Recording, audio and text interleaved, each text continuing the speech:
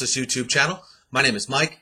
I'm continuing my Week 3 previews and analysis. This video is for the game between the Buffalo Bills and the New York Jets. I'm an AFC East tilt here, which will take place at the Meadowlands here. Be a late start, one of those 4:25 games here. And both teams coming in at 1-1. The Jets winning their opener, dropping their second game on a Thursday night to New England, and the Bills losing their opener but winning in pretty dramatic fashion last week at home against the Carolina Panthers. And the Bills, I think if you're a Bills fan, you have to like what you've seen so far from E.J. Manuel. For a rookie quarterback, he's completing a very high percentage of his passes. They don't really try to throw the ball and drive the ball down the field that much. They did it a little bit last week because they had to. But I like to see if Manuel on the road against a good defense, if he can make those big throws down the field like he's going to have to make today, because I think the Jets will be able to relatively take away the running game featuring Spiller and Fred Jackson. I like Cromartie's matchup against Stevie Johnson.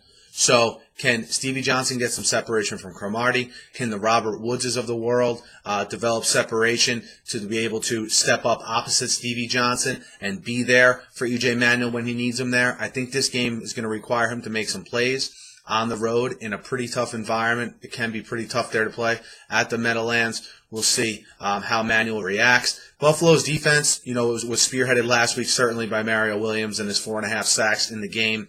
We'll see how they, Mike Pettin now coming back, playing against the Jets, certainly familiar with, the personnel of the Jets here as he comes back. He was the defensive coordinator, for the Jets from 2009 until this past offseason.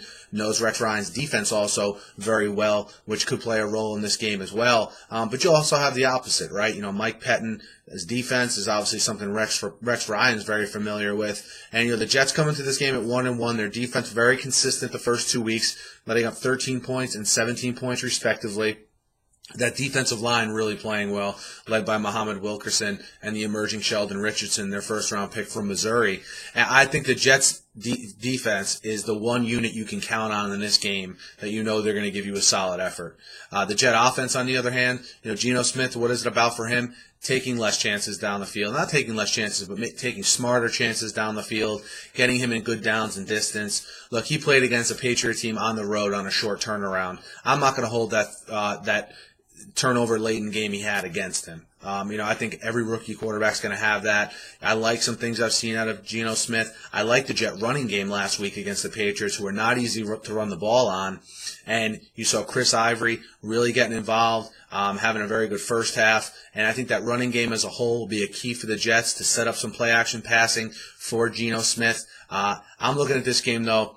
First start on the road for a rookie quarterback, playing against a tough defense at a division rival. I think that's a tough spot for a guy like E.J. Manuel. I think the Jets do enough on defense, force some turnovers from Manuel, and limit the turnovers from Geno Smith. And I actually like the Jets -2.5 in this game at home to beat the Bills. Again, Jets -2.5. Let me know what you think. Hit me up in the YouTube comments. Hit me up on Twitter at SNewsAnalysis. Guys, be sure to subscribe to my channel. I preview every game every week.